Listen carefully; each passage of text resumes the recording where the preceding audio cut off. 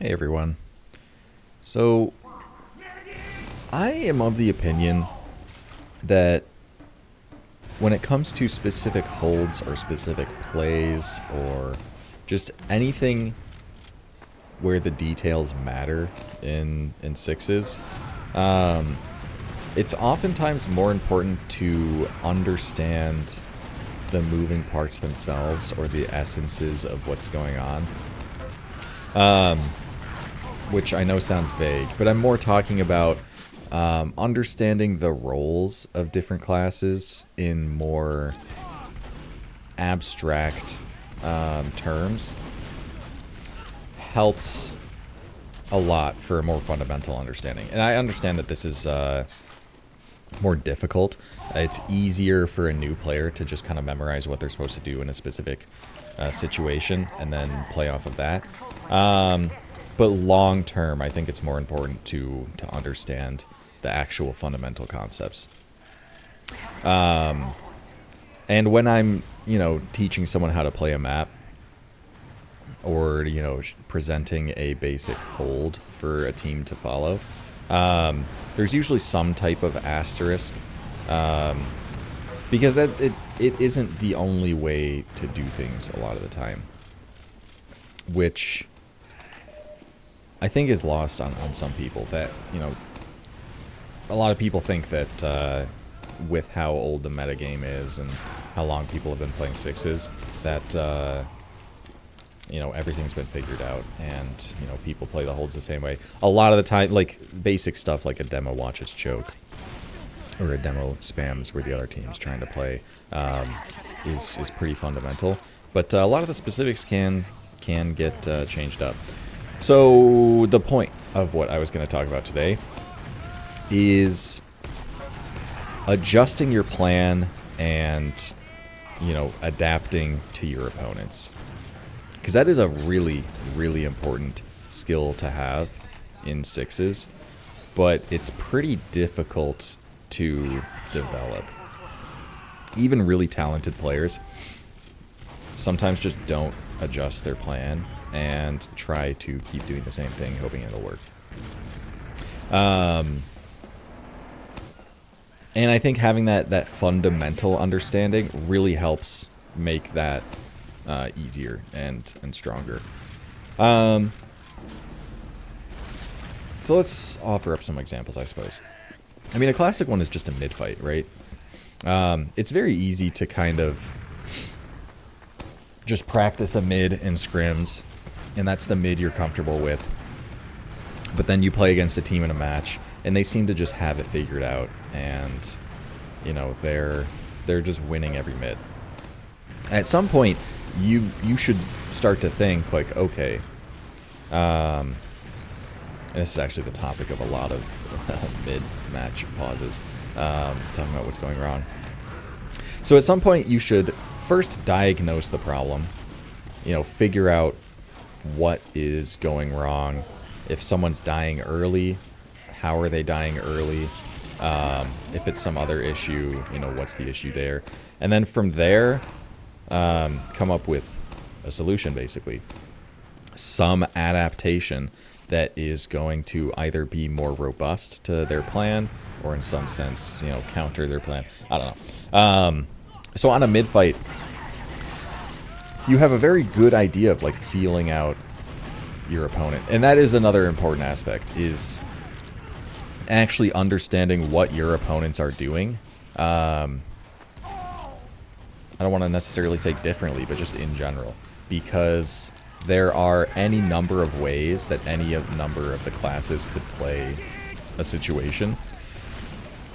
And understanding what your, opponents are specifically doing will help you counter that. So one such example could be like, okay, their demo just like walks forward alone, or let's say something more specific. So if it's a process mid and you've had trouble with a rotational mid, and you've noticed that their demo is actually really slow to rotate, and isolates himself, maybe our soldiers should look to bomb him instead. Boom, just easy adjustment that might end up working. Likewise, you know, picking up on the specific habits of players is important, and this ties in with like the information gathering I've talked about before,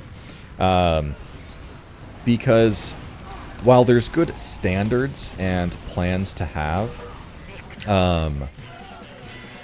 I think a well understood specific like play against specific players could be quite useful.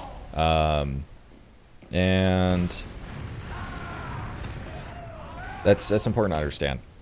So one such example, my pocket soldier has, when he plays a demo on process mid, he loves just carpeting the floor where the demo likes to walk and playing the mid that way. That's like a big part of pretty much every mid he plays. So whenever I'm playing against him, I'm not dying to that because I know it's being carpeted, and I get to play in a way that kind of exploits that, right?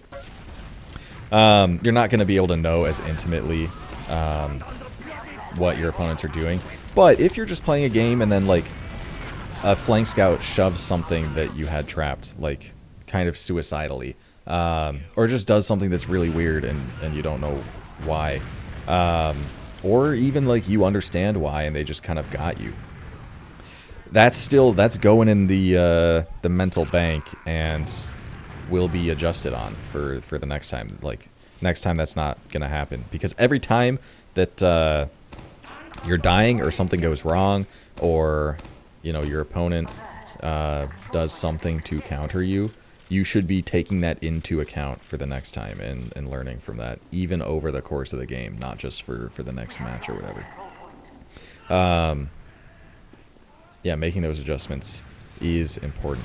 There has to be more specific examples I can think of. There is one such case, actually. So more on the topic of the malleability of how you play. The other day on Metalworks, we were reviewing Metalworks because we had an upcoming match on Metalworks, and we had been banning Metalworks for our matches for the entire season. So we didn't have a ton of experience on it, and we just wanted to all get on the same page before our important match. One of the things that we went over was what we want the last hold to look like, just to get on the same page about who's doing what. And someone suggested a sentry gun spot that I hadn't seen before. It was a very forward, not very forward, it was a very central sentry gun, because most of the time on Metalworks Last you see kind of a standard gun spot is on the crate by point, which is a good spot, don't get me wrong. But this one was actually like in front of the point on the floor, and the advantage here is that while the gun on the crate doesn't watch your left side, which is usually like the go-to door for a team to try and take some type of space to spam down a gun or do something with their pressure. Well, that gun doesn't watch it, but the gun in front of the point does. So we're like, okay, let's try this. And I think we tried it a little bit. In our match, we just default built it there. And in some very early pressure,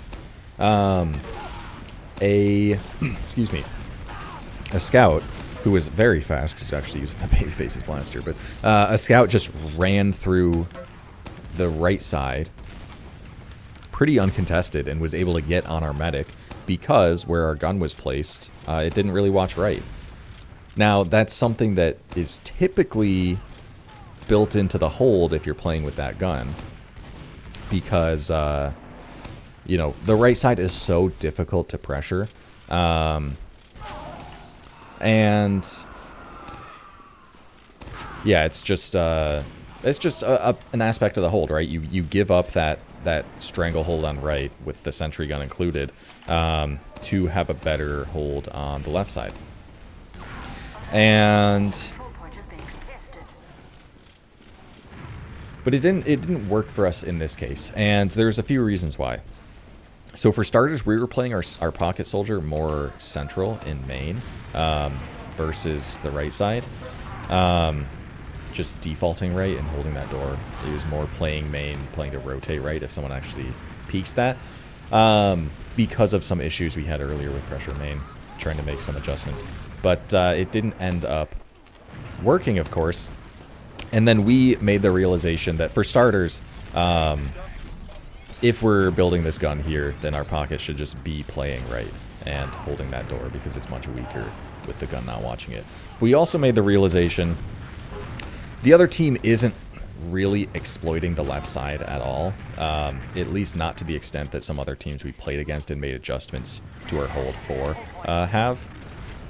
So we decided to just go back to the default gun spot and just kind of play a more standard hold. Now, all of these changes are in adjustment to what other teams are doing, what they're trying to do.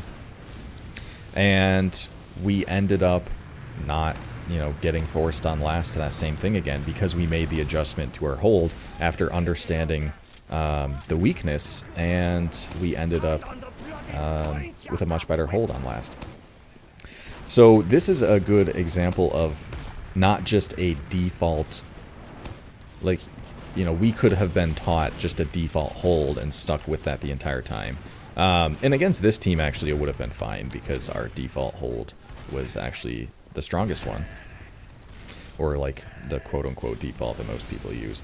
But, you can play against a team that has a really good kind of anti-meta pressure, or they're just particularly good about doing things that punishes the default. And if you just insist on doing the same thing over and over, then you're going to get forced on last a lot, and you're going to lose the game. So being able to understand what goes into all the different parts of a hold and how you want to play them, the weaknesses and the strengths, and being able to pick apart specific players' positionings and roles to exploit weaknesses and adjust. It just makes you a more malleable and versatile player in team. And that's a really important skill to have in a game where, you have 30 minutes to adjust to, or, kind of figure out what your opponents are doing and try to adjust to it. You have plenty of time to figure out what you want to do. Is there anything else we can think of here? I mean, even on an individual level, just understanding the habits of different players and playing around them, I've kind of already talked about that. Yeah, as far as, when it comes to a hold, you usually have multiple options. So one such example is actually here on Gully Wash. A lot of teams play their demo man in big door when they're on second in playing evens.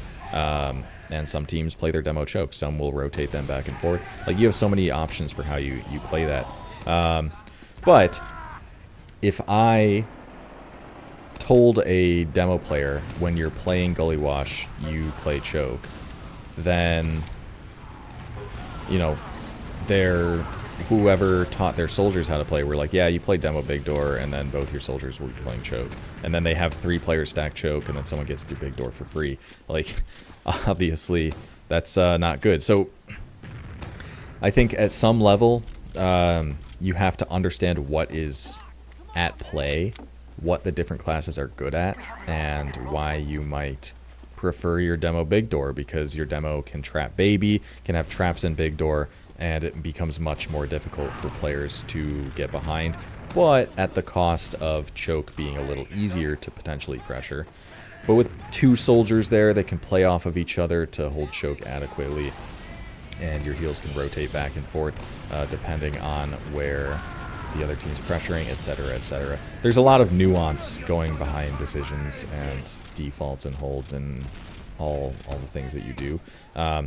But understanding why, understanding what the different classes do and what their roles are, and how to assemble a play or hold or situation that, you know, has all the strengths that you're looking for with the weaknesses you're not as worried about. And yeah, just being a more versatile team, being able to adjust to what other teams are doing, and having weaknesses that could be exploitable temporarily, but quickly get adjusted in order to basically just be the brick wall that once you've adjusted, the other team is going to have a tough time with. But yeah, I think that's probably it for the topic. Just in loose terms, being able to understand the team or being able to understand the game at a more fundamental level rather than just the specific details, I think is a good way to be a more versatile player and capable of making adjustments, which you should be trying to understand what the other team's doing. And, you know, if you have to adjust your play to account for that, then everyone should be comfortable with that. But yeah, that's all I have. Hopefully that was useful. And, oh, look at that. Lock and load drop. Yeah, I'll see you guys later.